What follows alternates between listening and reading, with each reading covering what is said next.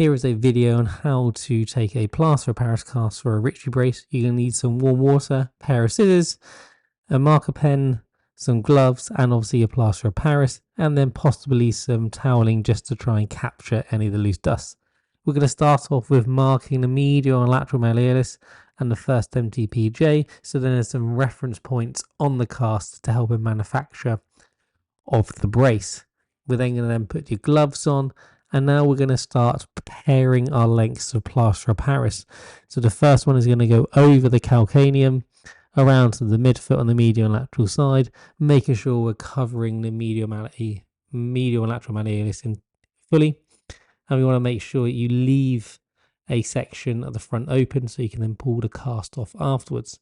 As a general rule of thumb, I like to overlap the plaster of Paris 3 times. So we got 3 layers to make it nice and strong. Make everything nice and wet. Wring any excess water out, and then I'll start wrapping it around the rear foot and just start rubbing it in so we get a nice contour of the foot starting to take shape. After we've applied the first bandage, then we're then going to apply the second one over the top so we get a good overlap so we can make a nice strong cast.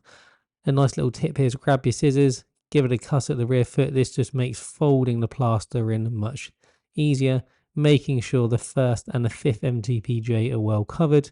We now want to work with the plaster, rubbing it in to make sure we get a good shape of the foot.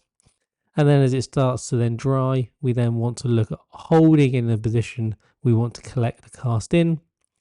Then once it's dried after a few minutes, we're then going to be looking at removing the cast and checking everything is all okay.